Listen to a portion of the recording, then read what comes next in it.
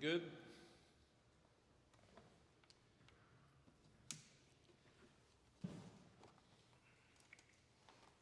Yep. Good morning, everybody. Good to get back on track, and proud of the guys, and proud of the way they played. They took a game that we should dominate, and they dominated it. And the most fun thing about that game was how many guys got to play, around 90, and they played well. I think it's the best I've ever seen a group of backup guys come into a game and play. Because usually they're disorganized and too excited, and this bunch played well. They played great on defense. And a lot of young guys got playing time that will help them in the future. It shows that we've recruited well, and we've got some good young players coming up. It was good to get Connor Harrell some work, and very honestly, I've always been the guy that didn't want the score to get out of hand, so I've handed the ball off when the backup quarterback goes in, and that's not smart on my part. So we decided with Connor, we were going to let him run the offense and do the things he would do if he was in the game, because he's one play away from playing.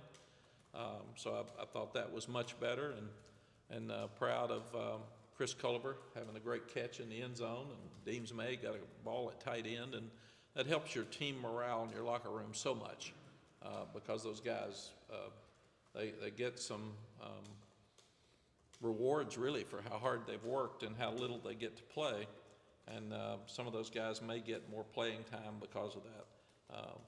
Proud that we're back in the polls in both cases. Guys have worked hard. This is a good team that had 2 slip-ups. You can sit there, and if you want to, if you're on the positive side of it, you can say we're a few plays away from being a top 10 team. If you want to be negative, you can say a whole lot of people are a few plays away from being a top team. So it just depends on how you get up in the morning, whether that glass half full or half empty. As you look at it, mine's always going to be half full or totally full, because that's what I'm supposed to do, is be leading a bunch of young people that need to pick up themselves in their lives and move forward. But we just proud of the guys. We really didn't get anybody hurt.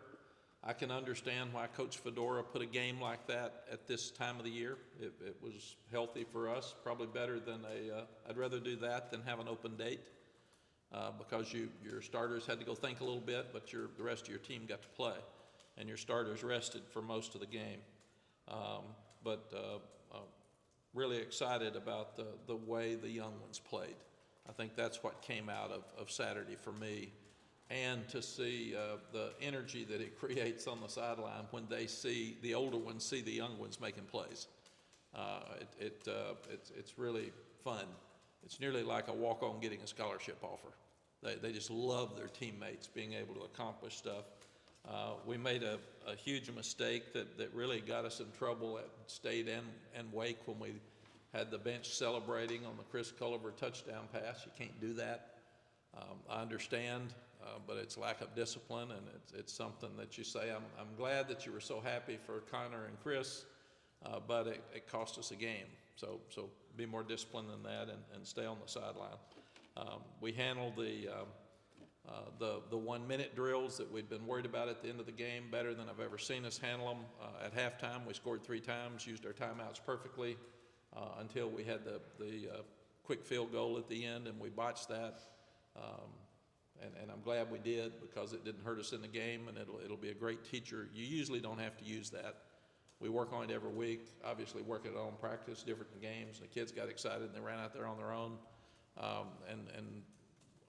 The coach that's supposed to hold them should have been standing right in front of them and holding them, and we would have spiked the ball and kicked the field goal and got 24 points in that small time right before the half. So I'm glad that got messed up, because now we can fix it. And we thought it was fixed, but sometimes practice doesn't look like game. And real pressure, real time with that clock ticking down, they got a little bit nervous about it. But again, good to have played a lot of guys. Offensive player of the game was Corey Gaynor. He played great. He was over 90% with his grade. Had a lot of calls. They were blitzing it different ways, and he did some really good things. Corey's been such a leader for us, and it'll be fun to see him out there on senior day, because he's made a difference in this program. And that says something for a guy who transfers in to make this big an impact at our center position. So really, really proud of him. I love him. I love the way he fights and competes, and he wants to win, and he is emotional with it, and he's aggressive with it. And I just love who he is. Ced Gray's our defensive player of the game, and that's amazing for a guy that's that good to go play against Campbell like he did. He had 9 tackles, 2 sacks, 3 tackles for loss, a forced fumble, and he stopped a fake punt. And you would think that'd be a guy that normally would be flat on a day like that. He doesn't have flat days. You got to love him and his energy, and again, him walking out there for senior day will be emotional this Saturday as well. And then very proud of our special teams player was Jalen Brooks. He's a young walk-on from Raleigh that he fumbled. He recovered a fumble on the kickoff, and then he actually covered the guy that they were throwing to on the fake punt, which is unnoticed when you go out there. But that's the reason the fake punt didn't work. It was going to be a screen, and his guy was the guy that we're throwing it to, and he was all over him. And then he made a tackle on a kickoff as well. So really, really proud of Jalen. And he pressured their punter. That's why we didn't have any punt returns. He was knocking the wing back into the punter every time, and it made it very, very difficult for them to get very good punts off. So proud of those 3 guys. A lot of guys played well. Most of the team played well, but those guys were the outstanding players. Offensively, nearly 600 yards, 318 passing, and 276 rushing. Very good balance. Omarion continues to be one of the better backs in the country. He's first in the ACC and 4th in the NCAA, averaging 118 yards rushing a game, and had a 75-yarder call back. So he should have had over 200 yards rushing again on Saturday, which is hard to do, and he didn't play that much. I think he played like 25 plays or something. We were 3 for 3 touchdowns in the red zone. We've had 8 touchdowns in our last 8 trips to the red zone. And that's very impressive. That was one of our goals this spring. It was good to get Connor Harrell some work, live work, and we thought he handled it really, really well. And right now we're number 3 in the country at +12 in turnover margin, and you got to credit both sides of the ball for that. We're forcing more turnovers, and at the same time we're protecting the ball offensively. So that gives us a chance as we go down a very difficult stretch here at the end. Defensively, only gave up 7 points. We allowed 180 yards on the first 5 drives, and then just 107 the remaining 8. 98 yards at halftime rushing. They ended up with only 102. So the guys stepped up and did what they were supposed to do, and Campbell was only 6 of 16 on 3rd downs. And they had some really good offensive players. Number 0, Anderson's a transfer from Iowa State, and he was really good. He could play anywhere. He's big and tall. He caught too many balls, but he did a good job. The quarterback was very accurate, like we thought, and he could run. So they had some good skill on offense.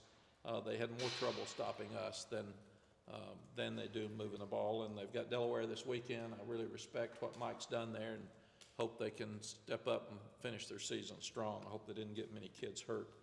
Special teams, we produced 2 turnovers on special teams. You talk about your special teams making a difference, and you don't want them just to be there.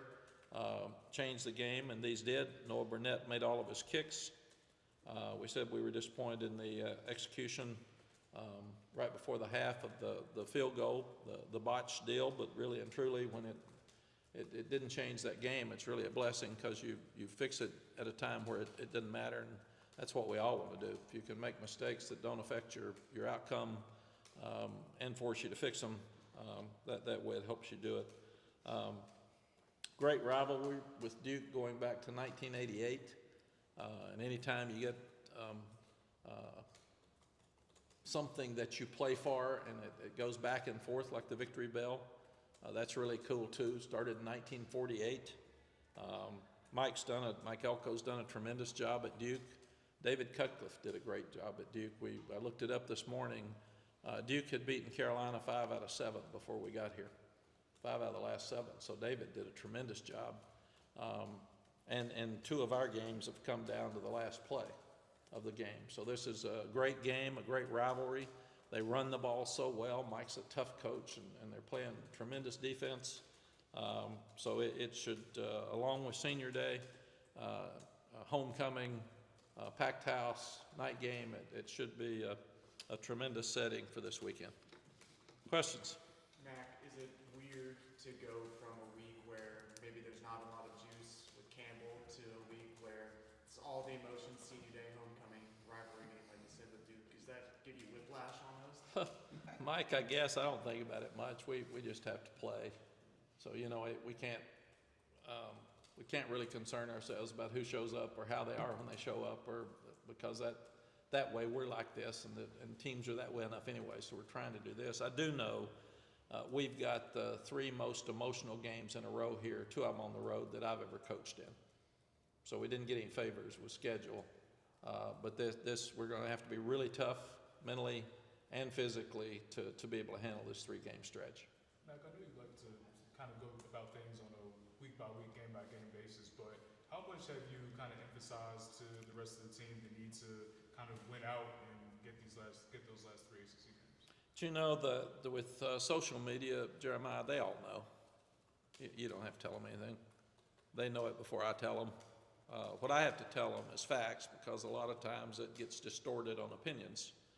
And what I try to do in our team meetings Sunday, here's where it is, here's what's happening, and then I'll put up, I think there's 7 bowl teams, eligible bowl teams in the ACC out of 15 right now. So I'll show them that, and they should be proud of their 7 wins, and that a lot of people aren't bowl eligible. There's only 7 in the SEC right now that are bowl eligible, so that's a fact. And then just talk about this weekend. Because the more you can get rid of the stuff and focus on the next game, the faster you can do that, the better off you are. Mack, you know your players very well. Who do you think will be the most emotional of the guys playing their last home game? Oh, boy. Maybe a younger quarterback. Yeah, this is a fun team. I love these kids. Corey Gaynor is one of the most emotional guys I've ever seen in my life. Ced Gray, he likes to play it cool, but he is hyped all the time. So and senior day is different now, Chip, because when you're sitting and looking at it, you'll have seniors that don't know that they're going to be back or not, so they'll go, okay, I'm going senior day, and then they come back, and then like some of them say, well, I did senior day last year, I don't want to do it twice. And then you've got the NFL factor, you've got the transfer portal, so it is different. What I do is when they come out at senior day, it usually tells us that they're through with school, and they've got to get in graduate school if they're going to come back, but it doesn't tell us they're not coming back, which is used to when they walk out there. That's it. Yeah. So I'll see you in January. One of those deals. So yeah, I'll see you in spring practice. But it's always really unique, because in some cases, and it was always Duke when I was here before, on every other year was our last game. But it was interesting that some guys didn't play well early because they were so emotional. So I always said, if you're going to cry after the game, man. Don't cry before the game. I need you playing. Yeah, so yeah, cry after a win. Don't be crying and then lose. You mentioned Duke, Carolina, the nature of the series. No, I mentioned Carolina Duke. Carolina Duke. Yes. UNC Duke. Yes. Carolina Duke. But how much has it changed since the first time you were here to now? Obviously, it's not the same on the schedule. Yeah. Is there a different sense to the series than there used to be? I don't think so. I think the victory bell is really important to both teams. This game is why kids come to this school. You just mentioned those two names, UNC and Duke. You mentioned them nationally, and people know that they're 8 miles apart, and that it's really an important game. And to the older guys that support us, Chip, when I was here before, that was their game because they grew up with this game. So it's a very, very important game for both teams. You mentioned slip-ups a few minutes ago. Do you think you fixed the things that led to those slip-ups, and how important is it with these next 3, given the kinds of teams you're playing, that those things get fixed? Yeah, you always hope you fix mess-ups, slip-ups, and about the time you think you got them fixed, they show up again. But we did have much better gap control on Saturday. We did play the run much better. I thought we gave up a couple of 3rd and 13s that I didn't like.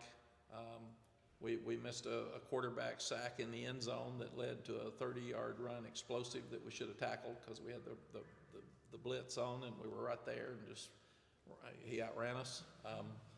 But I do think that I know the emphasis is there. I know Georgia Tech's quarterback's really good. I got that deal where I watched the top 50 plays of each game I'm interested in last night, and he was hard to tackle at Virginia too. So he's really a good player, and he's given Georgia Tech a chance to be good with their skill outside because they scored 45 points again on the road at a place where they hadn't been winning at Charlottesville this weekend.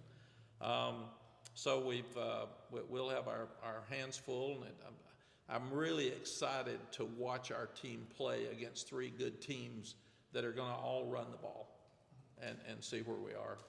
So we're going to get tested in those areas that Duke, Clemson, and NC State saw those same 2 videos. Yeah. So they're going to run the same plays that those guys did. Well, staying on that, a lot of people dismiss performance against someone like a Campbell, but when you're watching the film, you're still looking for the same things. You're still looking for the technicalities, the executing properly, and that's going to show you, I guess, how much progress the guys made. So are you pleased with, especially defensively, with the run fits and the gap control, especially after maybe the first quarter? Yes, totally. I thought it was so much better, and we showed that yesterday, and gap control is gap control. And, Campbell had some really good players. They got 55 transfers and #1 recruiting class in FCS last year, and they had some skill guys in space, and we still missed some tackles on Saturday, but we didn't miss as many. Yes, I'm very pleased with what I saw from our defense after the start of the game Saturday. Mack, will Drake go through senior night? I love Drake. I love him like a son. I've got such respect and appreciation for that young guy, and he and Sam have been 2 joys in my life and Carolina fans' life here over the last 5 years. It's just been amazing that we've seen these 2 guys play. So we will ask him if he wants to. It's not my place to tell him to. And he's very emotional, and he just wants to win. And you all have seen him. He's so humble that he doesn't want attention brought to himself. I think it would be cool for him to walk out there for everybody to say thank you. But if he doesn't want to do that, Sam did.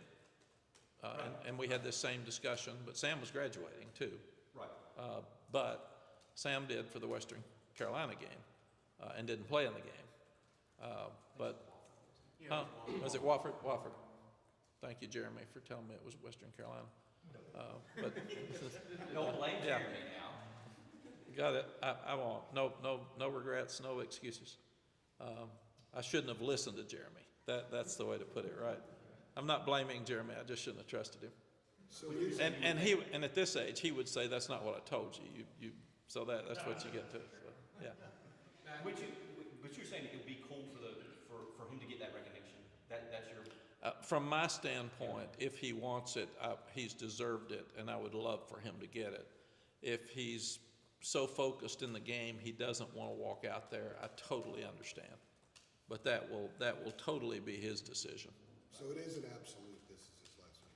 It's absolute. I think it's absolute. It would be mine. Very honestly. So if you're advising, we know what you're advising. I do. He's going to be a first-round draft choice, and he's going to make a whole lot of money. And is it best for me if he stays? Absolutely, but that's not who we are. You can't sit here and say that if I want him to be treated like my son, if my son came in and asked me, I would say go. Vince Young came in and asked me, I'm going to make $20 million if I leave. What do you think? I said, I'd be out of here, man. Go. This question just popped in my head. I hate hogging this, but do you ever hear from anybody in the league during the course of the season, especially maybe people you know about someone like him? Very seldom. We have pro scouts every day at practice, and most of them will come up and we'll talk during, and Daryl Moody does a tremendous job of 18-year pro scout. So he knows them all. He knows the general managers. He knows the owners. And I've let him talk to all of those people and our players. Because if our assistant coaches start talking about our players, it's really hard for an assistant coach to say, I think you ought to leave. Because they want them to come back so bad. And so I don't want to put them in that position either. Darryl takes an independent position, and he says, here's what they're saying about you, and the kids trust him, and they know that he's telling them exactly what he has heard, not what he thinks they should do. And that's what we do. And we've told them that if you can make a lot of money, leave. It's hard to make money. So if you can make a lot of money, leave. If not, you want to come back, we'd love to have you come back and play. Sid Gray is the only one that has really surprised me since we've been here that he came back. And that's why I'm so proud of him, because he could have been probably second round draft choice, and he decided to come back because he wanted to play again, wanted to finish school. So good for him. Mack, you saw Duke's defensive line last year. This is two really old guys, so I guess we can let an old guy get in front of an old guy. So. Oh, man. Is that true, Doc? You got to throw that in there, Charlie. You saw Duke's defensive line last year approaching this game with Mike Campbell. What have you seen this year when you look at that? I think their defense is better this year than it was last year. Mike's done a tremendous job coaching them. They're well coached. Their front, Carter's as good as anybody in the country, but all of them are. They're well coached. They get in the right gaps. They play with leverage. They've had some injuries on defense like we have, and they just put another guy in, and he's well coached and plays well. They really help themselves with some transfers at corner. They're fast and can play. But their defense is as good as anybody in the country. And it'll be a real challenge for us this weekend. I was going to ask, last week Devin Sweeney had a pretty lively radio show, but one point he brought up, when you win a lot, it's hard to balance expectations with appreciation of what you've done. Obviously, you were in that situation in Texas and maybe here too. Just how hard is it to that constant expectation and trying to meet expectations? Yeah. Chip, I think it's really hard, but you'd rather have it than not have it, because that means you've won a lot of games. And the other part of that is I would get frustrated with fans for having those expectations. I got the same ones. I get mad if we don't. I got mad we lost 2 games. Now, I got to pick everybody up where everybody else can lay and gripe all weekend all week till the next game. I can't. I got to go back to work. In fact, I have friends that say, how are you handling everything? I said, same way I do every Tuesday. I'm back watching video and I'm practicing and going to work. Oh, you know, it's bad out there. And I said, I'm not out there, man. I'm going back to work. And the only way you can shut up the negatives is win.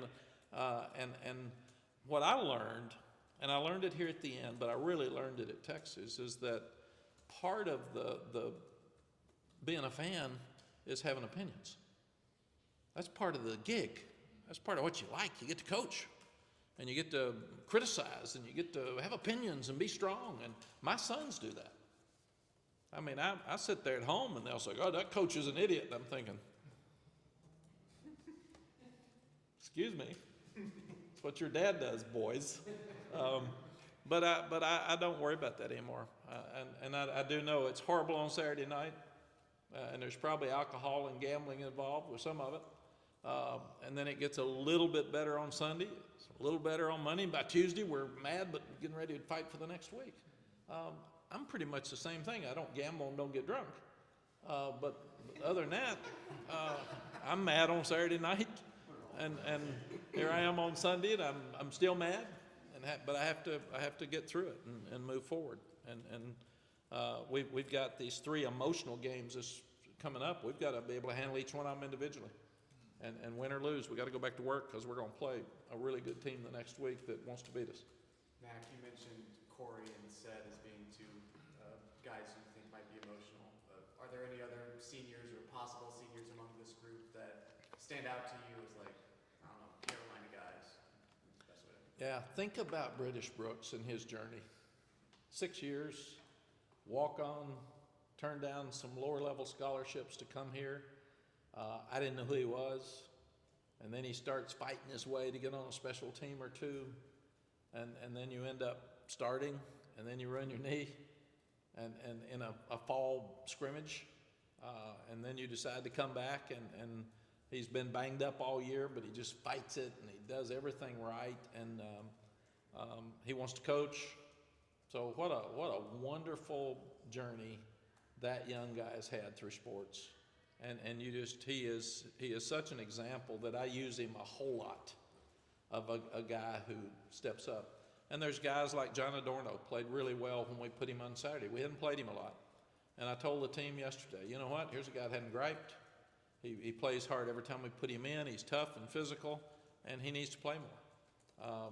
And you really appreciate guys like that are on your team that just keep their mouth shut and play, and they're no drama. And we've got a team like that. Our team, by and large, has got great kids at a time with transfer portal and a time with NIL. These kids have done so well representing their school and not griping and not asking for money. And I just love this team, and I hope they can finish well. Have you talked to British about coming back as a GA, maybe? Say he wants to get in coaching? I think he will. All the guys want to have a shot at the NFL, and he's for special teams, and he's got all those things. But we would definitely love to have him back at some point if he wants to come back. And another guy, when you start talking about seniors, DJ Jones, tailback, says, I want to play, put me where you want. Then we put him at special teams. Then Saturday, we're thin at running back. We say, you may have to come over and play on third downs as a running back. And he's special teams captain Saturday on 4 special teams. I mean, there's so many stories with these kids. I get emotional talking about them because they're just really super kids. I'm so proud of them. Sorry to cut you off. It's okay. We talked to you Saturday, and there was sort of the theme of getting some of the confidence back after the 2 losses with the way you played against Campbell. But are you of the belief, or do you think you're of the belief that this team won't be able to fully recapture that confidence that it did have those first 6 games until you get back in the ACC and play a team on your level and respond in that way? Is that the way you fully get it back? No, I think you got to be able to handle criticism. You got to be able to self-evaluate when you have a bad day, and then you've got to be able to pick yourself back up and go, these kids are confident. But when you take the Georgia Tech fourth quarter and show them, and then you show Saturday that they did things right and it worked, and they didn't do things right and it didn't work, they walk out of there and say, I got it. I see it, and I'm in a better position now to move forward. And I think they'll really be looking forward to Duke's offense, for instance, on Saturday night, because it's a challenge. And those running backs are really good. They got a big, strong offensive line. So that will be a test for us. And they've got a young quarterback that played much better at the end of the Wake game than he did at the beginning of the Wake game. He made some really key throws, and they've got really good receivers. So, and defensively, our guys had great respect for him last year. So, and they're better this year than they were last year. So I think they're really looking forward to this 3-game stretch. It'll be 3 packed houses. It'll be emotional games and close to 3 rival games as you can have. 2 of them on the road. It doesn't get any tougher than this. So good for them that they'll get tested here at the end and get to see if they can get some of the credibility back that they lost in those 2 games. Mack, you talked about Drake and Amari being towards the top in the nation for their respective statistical categories. Does it feel like this offense is the most balanced it's been since you've come back? And if so, is that more of a player personnel thing or a Chip Lindsey kind of having the influence of this offense? I do think it's the most balanced we've had because we got away from the run some at Virginia, and that hurt us, and we realized it in the second half, and we should have stayed with it more. Other than that, we've been pretty good, pretty balanced the whole way. And Drake's 5 interceptions, and 3 of them he got hit.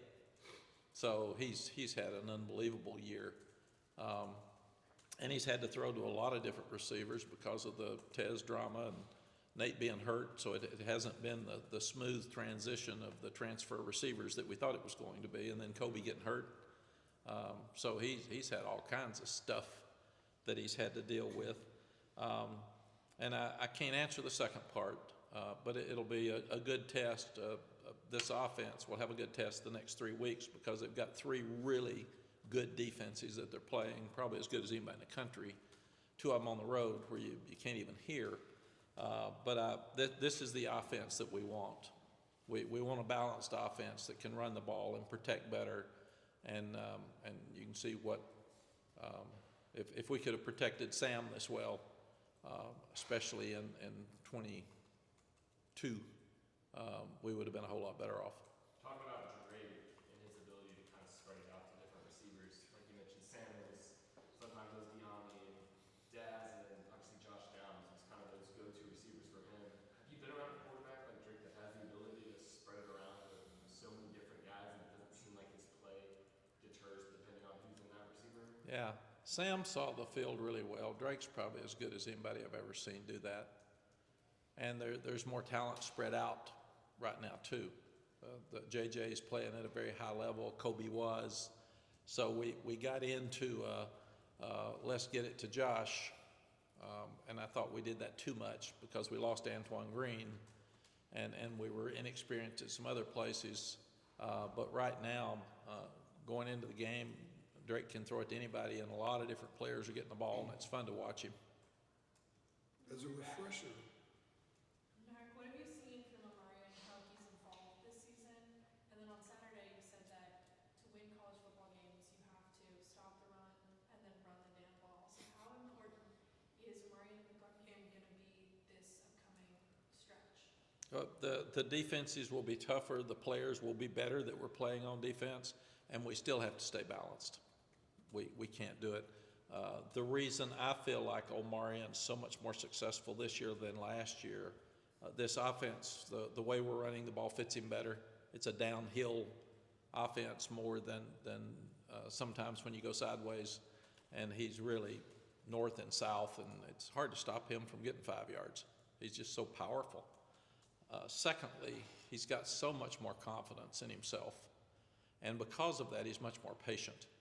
So you see him waiting. Now, I thought there was one hole he missed that to the left Saturday, and I look up and I'm mad at him. It's 2nd and 3 because he made 7.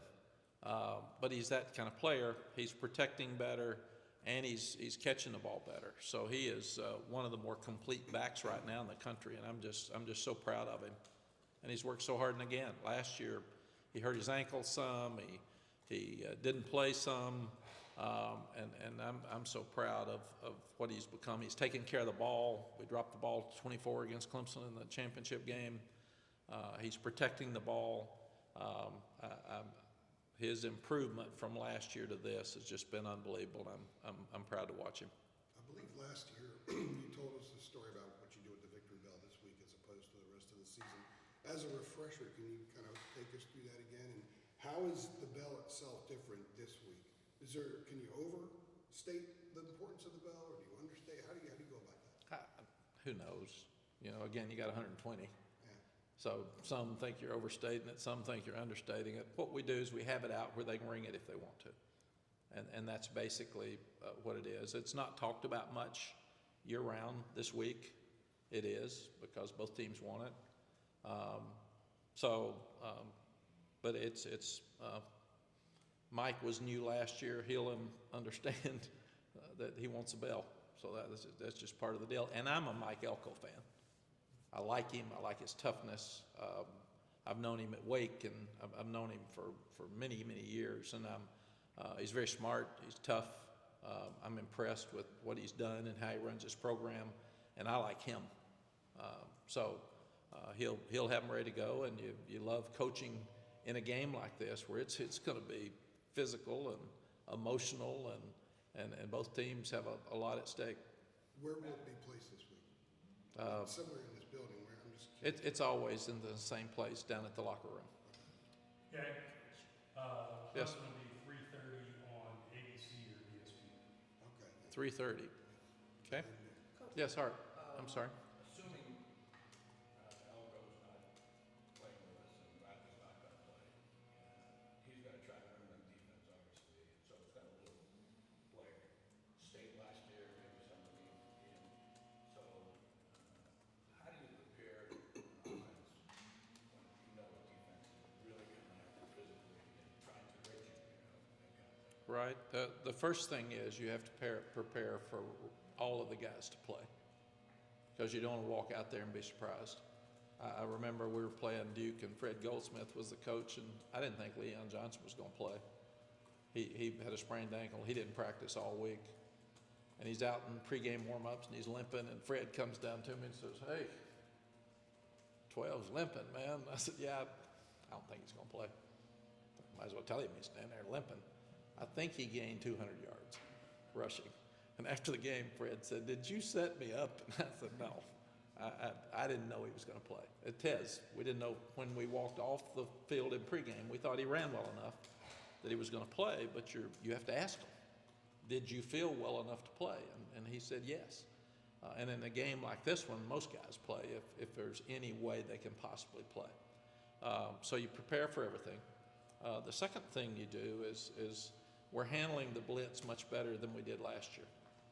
And running the ball helps that, because if you blitz in the wrong gap and you squirt one, you got to beat one safety.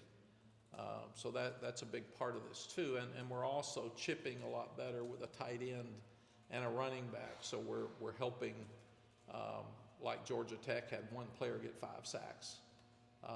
That may happen again, but that's our fault as coaches. That's not the player's fault if one of ours can't block one of theirs. But what you do is you still got to do what you do. And these coaches work so hard.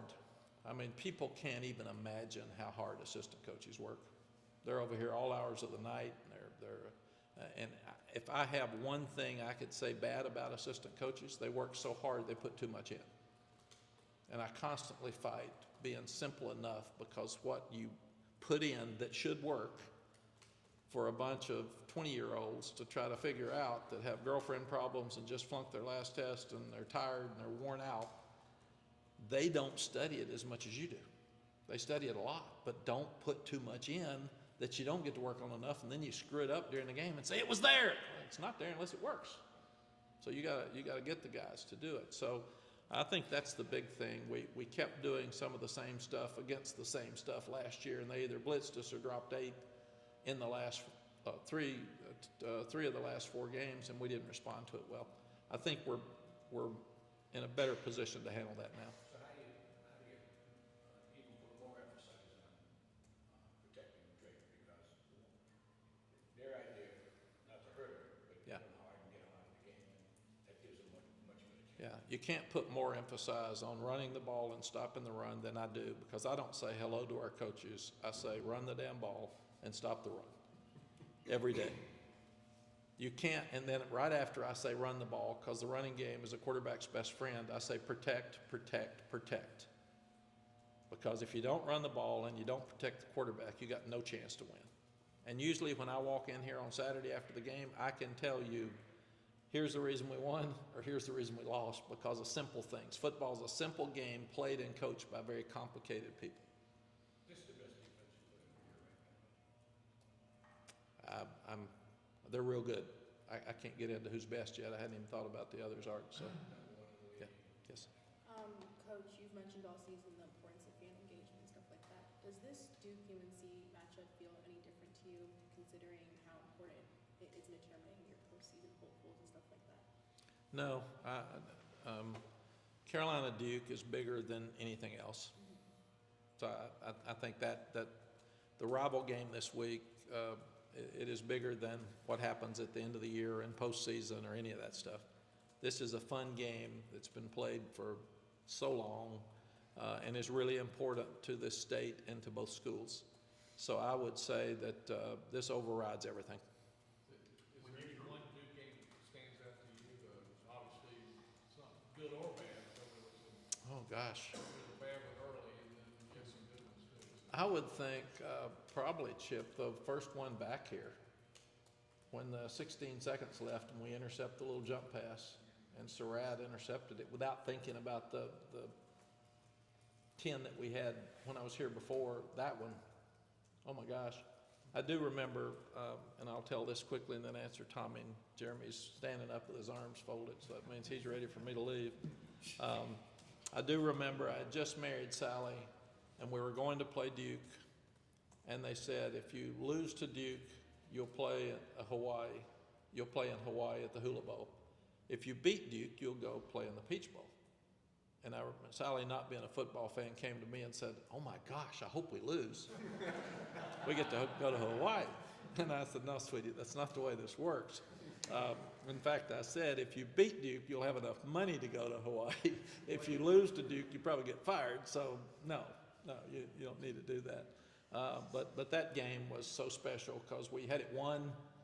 Javante fumbles at the 3, and we're going in to go up by 10. And then they drive the length of the field, and there's maybe overcame 2 4th downs, and we had a face mask on a 4th and 1 where we stop them. So that game, and we weren't very good. They were better than we were. I remember that we'd lost 2 corners, and we had to get Day Hollins to move from safety to corner during the game, and we had to keep him on our sideline where we could tell him what to do because we didn't have any players. So that was a pretty special game. Tommy? Mack, obviously you coached a lot of these games, and the approach needs to be the same, but do you sort of emphasize avoiding the chippiness in some of these type games? I mean, Duke games always been pretty that type of game for your players. Is that something that you emphasize during the week about the discipline aspect and all that? Yes, absolutely, Tommy, and it's a good point. All 3 of these games will be chippy. And that's why you shouldn't have these 3 in a row. I mean, it's hard to play with that much emotion and toughness 3 weeks in a row, 2 on the road. And that's why I said what I said this summer. I just didn't think it was fair to our team. But I've always said, play till the whistle's over and then keep your mouth shut and get back. Dwight Hoyer, who's in charge of our mental health here for the department, he used to knock them down. He was a great linebacker, obviously. And he'd knock them down, he'd pick them back up. And I walked over once and I said, "What are you doing? I've never seen anybody pick them up." He said, "Coach, I'm telling them I'm going to be right back." So everybody's got their different approach, but I've always thought the chippy ones are usually the ones that do have a chip on their shoulder, and they're not as confident, so they got to act like they're tough. I said, "Be tough till the whistle blows. When that whistle's over, let's get ready to be tough again." But we don't need any pushing and shoving. And the fun thing about rivalries, the kids here know the kids at Duke. The kids here know the kids at NC State, Clemson. They were all recruited. They all know each other. And they're all buddies. So they text back and forth during the week, and they get after each other during the week. The fans are the ones that hate each other. They have the rivalry. So they may pick at each other, but they really usually like each other. The last one for Adam. Mac, Thank you, Jeremy. Michael, go ahead and then Adam. Mac, just quickly, you mentioned Tez. Are you going to ask him, like Drake, whether he wants to go through senior day or not? Because, I mean, he has that possibility. That's a good point. I hadn't thought about that, Michael, but we should. You know, he just hadn't been here as long. But that's a good point where it's kind of confusing now. Because if you're graduating or you're leaving, if you're coming back the next year, will Nate McCullum do it? I hadn't thought about that either. So we could have 54 out there for senior day and be late for the game. So we'd have to look. Start at 8:30. Yeah, start at 8:30 in the morning. So, yes, Adam. Mack, will Jordan Louis go through? No, I'm just playing. Have you figured out, I mean, there has to be scoreboard. Where did that come from? Yeah, I just thought, when you said there could be 50, 75. Oh.